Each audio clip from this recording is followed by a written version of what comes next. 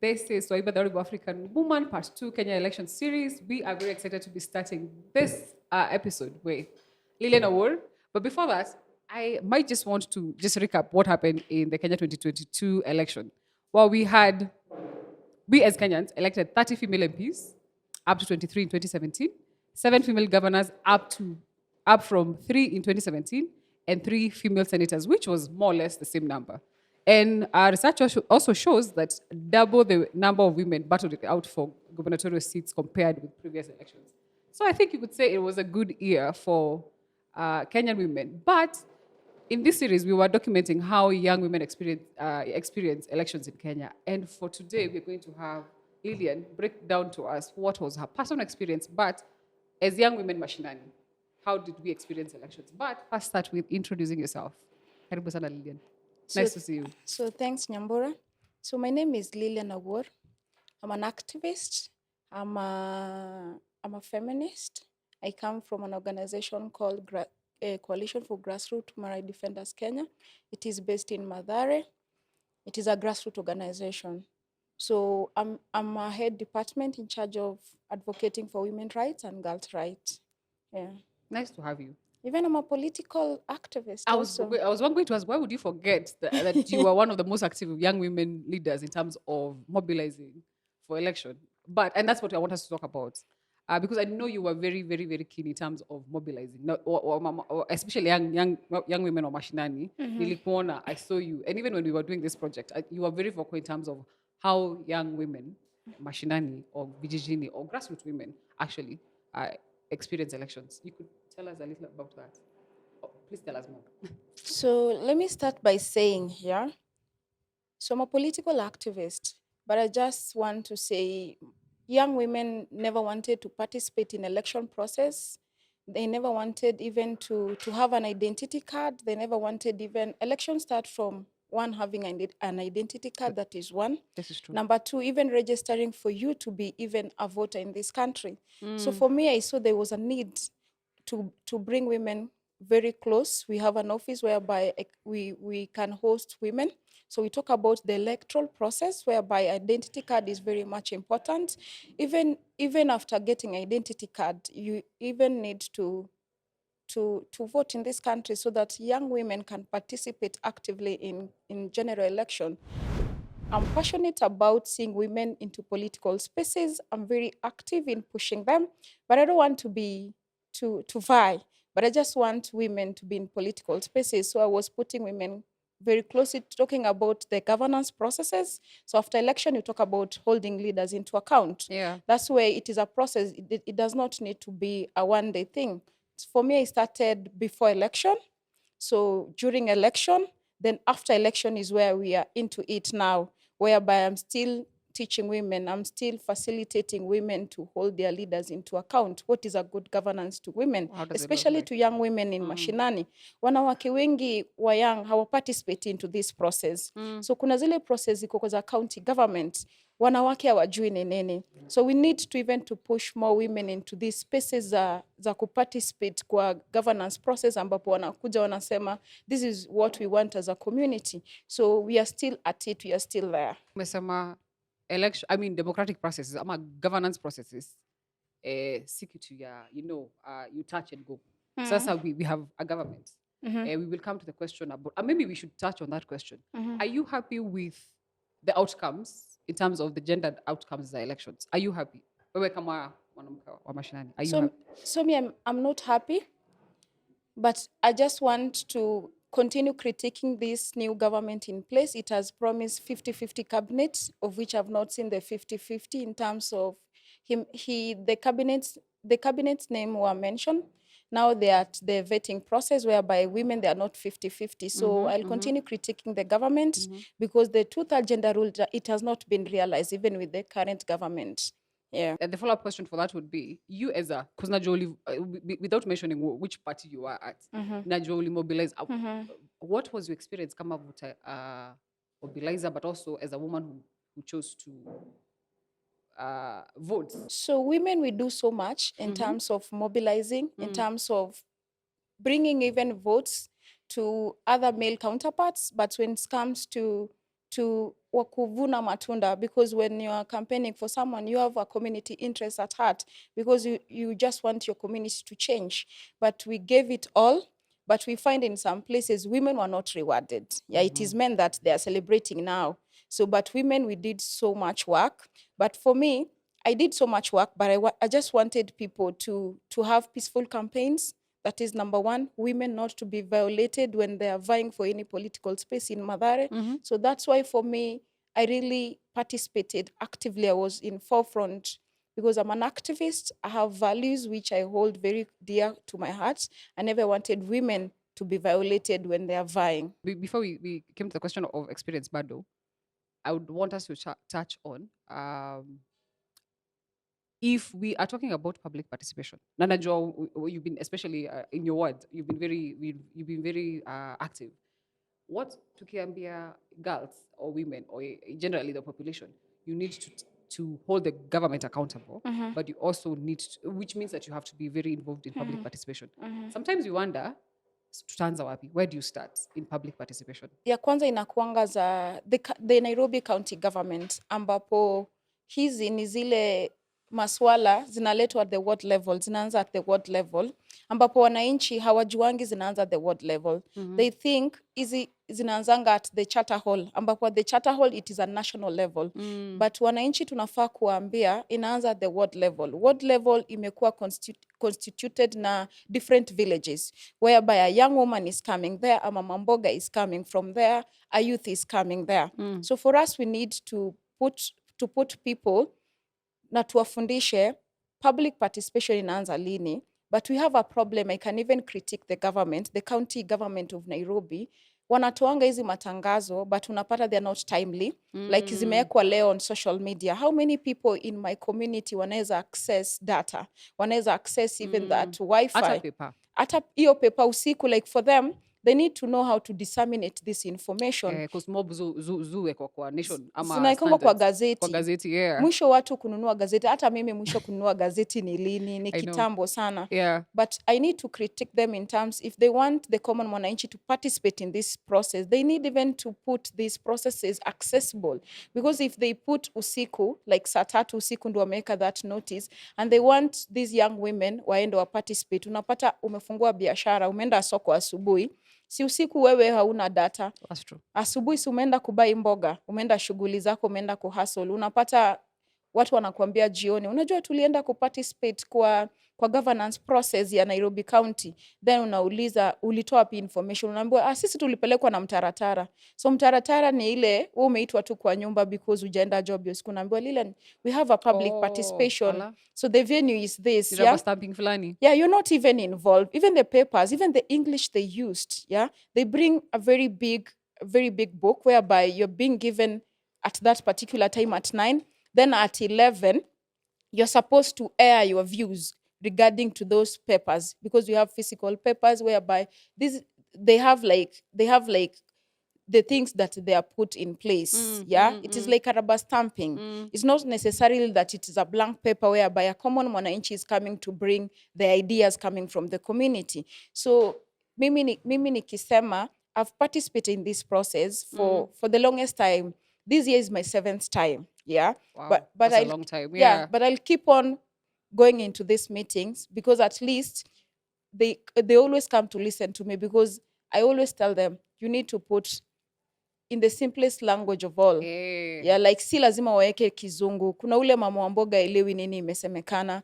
Walete hizi documents timely, ambapo common mwananchi akisoma ya Kiswahili anaelewa, anasema mimi kama mama mboga hii ijanieleza. But tunapata hizo documents when they are bringing to common mwananchi, we don't even have time to go through these documents. Then they put a rubber stamp, there is participation list we sign. Then they go to City Hall, they say Mabatini ward has embraced, these are the ideas coming from the community, has passed. When they go to, the next process is the sub-county level, whereby it is a constituency. In Mathare, we have 6 different wards, whereby we come together as a ward.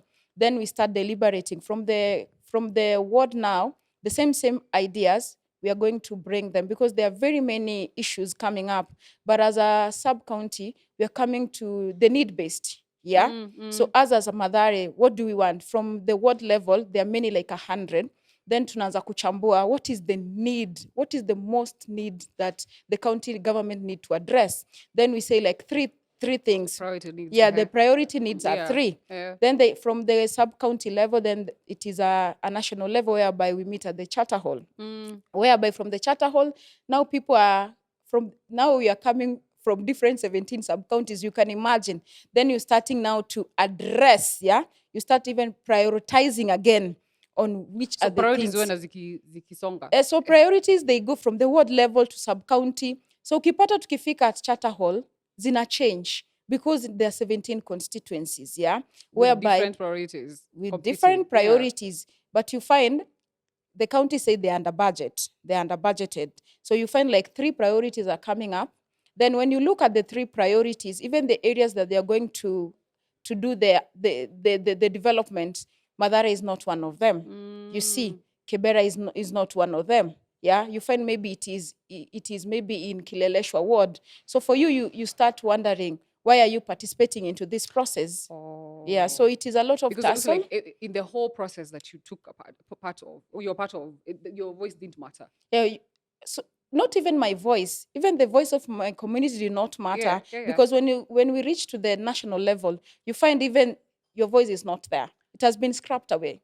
So what do we do? Mashinani kama usawa, everyone else who is working. Because I've seen a lot of, after elections, I think the thing that, non-profits or NGOs are doing, ni ati looking for ways to engage communities. But what unasema, even with that language, ni ati the needs of real communities, or places like Mathare, Kangemi, or low-income areas are not being represented. So what, and truly the needs, the needs that are needed, or the service needs that are needed there are actually dire. Ama severe. Through CJHRD Kenya and through the Usawa platform. So it is a plus to us because we have been having so many women coming very close, giving them this information about to participate in governance process. Because when you're many, the more voices you have when you're many, the more even you put your synergies together. That's true. So for me, you find that when we continue with this conversation, they're very much vital. One of the things we keep saying is that the majority of people are being pushed back, but we're not seeing that replicated in terms of development agendas. So when you mesema yenyewe, we hope that money comes. But going back to the question in terms of umesema governance processes are not, miaka ya elections peke yake. What, as a young woman from Mathare, what are your aspirations in the next 5 years? Away from, of course, with public participation, but what do you want to see in terms of changing in terms of your community? So me number one, I just want my community to hold leaders into account. Either they voted for or never voted for that particular person, but it is our equal rights, yeah, to get this quality service deliverance that we want as a community or as a ward. So I'm looking forward for women to come out, young women, to push for these leaders. If you don't push your leader, these people won't work. That's true. Yeah, if we push them, they will actualize the manifesto, because none of the leaders were elected without a manifesto. They convinced us, yeah? So if they convinced us, let us hold them into account from the first promise they made unto us. Even the president, we need to hold him accountable. He had like 9 bullets, yeah, of the manifesto, the issue of supporting young women, the issue of Hustlers Fund. For now, I've heard it Hustlers is a Fund. loan. You see, for now it is a See, fund loan. alone. So, But also, how do we even get that? Anyway, yeah. we are running away from Tala. We are running away from Branch. We are running away from these old loans that are suppressing young people, women. young and women, yeah. Then another person is introducing another loan to us. Yeah, so for me, I was thinking this government is bringing a hustler fund whereby people will be given according to how they have been organized, but it was very unfortunate. It was just for campaigning. So for me, I'm looking forward for 5 years to hold this government into account, from the MCA, from the MP, because we have a devolved function whereby you cannot hold only one person into account. You cannot hold the MCA into account. We have even the women rep. Yes. We need to hold account what she's doing regarding of marginalized people, regarding how we are going to get sanitary towels to our girls in school. So even the senator, Healthcare, yeah. yeah, even for senator pushing these things in terms of policy, because even if the women rep has that fund, but there are not policies in place whereby sanitary towels, they are free for girls in not only in formal schools but even in formal school. Because me I learned in informal school. Yeah, we have so many private schools in Schools our in my yes. ward. Yeah, so we are looking forward, not necessarily it is a pilot project for formal school, but even for informal schools. So I'm looking forward to hold these people into And I think account. we were going to close, but I would need you to talk about why do we have many informal schools? As in, we don't have as many schools that from the government that would actually absorb the students. So what Nyamburo you're saying is very true. Like in my ward, there is no any public primary school whereby you find people have prioritized education, whereby they have seen there is a gap. What can we do? Ukipata gap unafanya nini? So Tunajaza. unafungua biashara. So Yeah. for me, for them wamefungua biashara, but hii ifai kukua role ya private sector. Inafaa kuwa role ya gava to ensure in each and every ward population iko namna hii ya wale watoto wanazaliwa, so inafaa shule zikuwe 2 ama 3, but it is very unfortunate in my ward hakuna secondary na hakuna primary na pia hakuna hospitali. The worst is hakuna hospitali ya government, so inamaanisha chemist ni mingi huko mtaa, so people are not getting the quality health services that they are looking for. So for us we are going for private, whereby private ukienda ni ya mtu binafsi, anakucharge venye anataka, anakutibu venye anataka. So for us tuko na gap kwa health service, that is number 1. Tuko na gap kwa shule za gava ambapo haziko, so tunategemea kwa shule za kibinafsi. So kwa hizo shule za kibinafsi ni biashara, is all about profit, it's not all about the quality education we are looking for our kids. So we cannot even control the private sector when it comes to education, because mimi nimeona nikashule nimefungua pale chini, so I cannot hold you into your account. Yeah, Bottom line yako ni profit. sasa ni profit. Hii ni biashara I'm saying, because afundishi bure, so unapata ni 500, wengine ni 1000 per month, mwingine ni 2000, but hata ukimquestion, but the sole person mwenye anafaa kuguarantee better quality education, it is the government. They need to provide this shule. So hii shule ikikua,